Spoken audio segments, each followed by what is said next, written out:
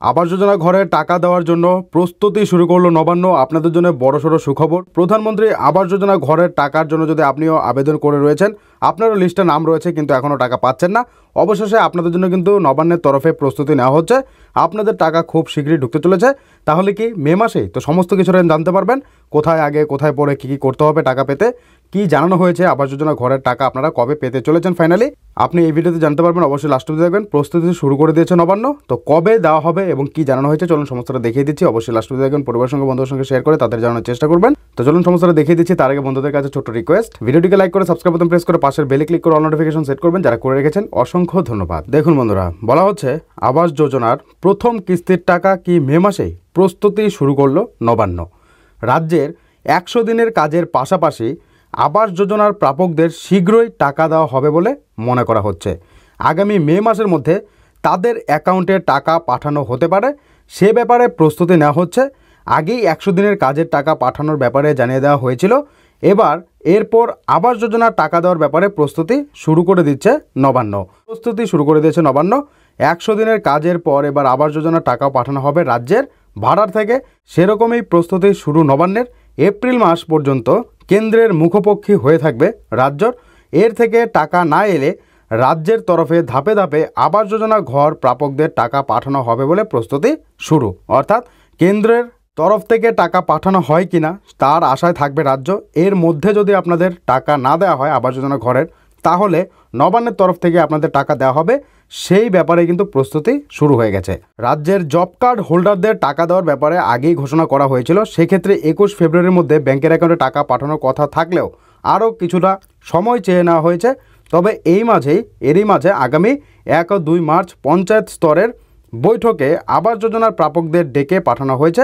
সেখানেই বাড়ছে জল্পনা। তো 1 মার্চ এবং 2 মার্চ পঞ্চায়েত স্তরের বৈঠকে কিন্তু আবাস যোজনা প্রাপকদের ডেকে পাঠানো হয়েছে 1 মার্চে। আরও কিছুটা দিন দেরি রয়েছে।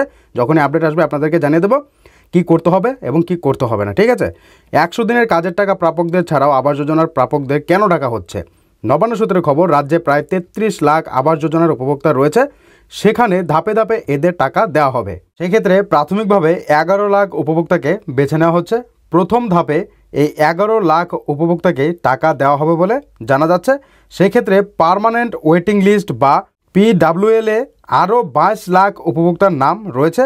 তাদেরকে ধাপে ধাপে টাকা মেটানোর পরিকল্পনা নিচ্ছে রাজ্য সরকার। তো বুঝতে পারছেন কাদের আগে দেওয়া হবে। প্রথম ধাপে কিন্তু 11 লাখ মানুষকে দেওয়া হবে। এরপর কিন্তু আরও 22 লাখ উপভোক্তা রয়েছে, তাদেরও কিন্তু ধাপে ধাপে টাকা মেটানো হবে। তো প্রথমে কিন্তু 11 লক্ষ মানুষ টাকা পাবে, বুঝতে পারছেন। তো এখানে কাদের নাম থাকবে কাদের নাম থাকবে না সেটা কিন্তু 1 মার্চে আমরা জানতে পারবো। অবশ্যই সঙ্গে থাকবেন। 1 মার্চের আগে কিন্তু আমরা আপনাদেরকে জানিয়ে দিতে পারবো কি হতে চলেছে সেই মিটিংয়ের মধ্যে। ঠিক আছে, কারণ আপনারা জানেন মিটিং কিন্তু ডাকা হয়েছে, প্রথমেই বলা হয়েছে। এবার দেখুন তাদেরকে ধাপে ধাপে টাকা মেটানোর পরিকল্পনা নিচ্ছে রাজ্য সরকার। রাজ্যের বিভিন্ন পঞ্চায়েতে বঞ্চিতদের সঙ্গে কথা বলবেন সরাসরি সরকারি আধিকারিকরা। শেষ মুহূর্তের প্রকৃত অর্থ প্রাপকদের সমস্ত তথ্য পুনরায় যাচাই করে নেওয়া হতে পারে এই সময়ে। ঠিক আছে, অর্থাৎ আপনাদের সমস্ত কাগজপত্র রেডি করে রাখতে হবে। সমস্ত কিছু কিন্তু আবারও ভেরিফাই করা হবে, আবারও যাচাই করা হতে পারে। ঠিক আছে, প্রাথমিকভাবে 11 লাখ আবাস যোজনার অর্থ প্রাপকদের টাকা মেটাতে গেলে রাজ্য সরকারের ভাড়ার থেকে খরচ হবে 15,000 কোটি টাকা। প্রত্যেক প্রাপককে 1,20,000 টাকা করে দেওয়া হবে প্রথম ধাপে। এপ্রিল মাসের মধ্যে থেকে কেন্দ্রীয় অনুদান না এলে এই 11 লাখ উপভোক্তাকে টাকা পাঠানো হবে। বাকি 22 লাখ উপভোক্তার টাকা পাঠানোর জন্য রাজ্যের প্রয়োজন হবে আরও প্রায় 30,000 কোটি টাকা। ঠিক আছে, সেই টাকাও ধাপে ধাপে মেটানোর পরিকল্পনা নিয়েছে রাজ্য সরকার। গত ডিসেম্বর মাসেই কেন্দ্রীয় সরকারের তরফে টিম পাঠানো হয় আবাস যোজনার প্রকৃত প্রাপকদের তালিকা প্রস্তুতির জন্য। সেখানে 11 লাখ উপভোক্তাকে অর্থ মঞ্জুর করার জন্য সবুজ সংকেত দেয় কেন্দ্রীয় সরকার। তবে এখনও পর্যন্ত কেন্দ্রের তরফে এই আবাস যোজনার টাকা পাঠানো হয়নি বলে অভিযোগ তুলেছে রাজ্য সরকার। তো এখনও পর্যন্ত টাকা দেওয়া হয়নি। আর যে ভেরিফাই করা হয়েছিল তারা যে এসেছিল কেন্দ্রের তরফ থেকে, সেখান থেকে কিন্তু 11 লাখ মানুষ নির্বাচিত হয়েছে, তাদেরকে আগে টাকা দেওয়া হবে। এরপর যা আরও বাকি রয়েছে 22 লক্ষের মতো, তাদেরও কিন্তু টাকা ধীরে ধীরে দেওয়া হবে। তো এবার 1 ও 2 মার্চে যে পঞ্চায়েত স্তরে বৈঠক রয়েছে সেখান থেকে কিন্তু আরও আপডেট আপনারা জানতে পারবেন। তো অবশ্যই সঙ্গে থাকবেন, যখনই আপডেট আসবে আপনাদেরকে ভিডিওর মাধ্যমে জানিয়ে দেবো। তো কাদের কাদের লিস্টে নাম রয়েছে এই আবাস যোজনার অবশ্যই কমেন্ট বক্সে কমেন্ট করে জানাতে ভুলবেন না।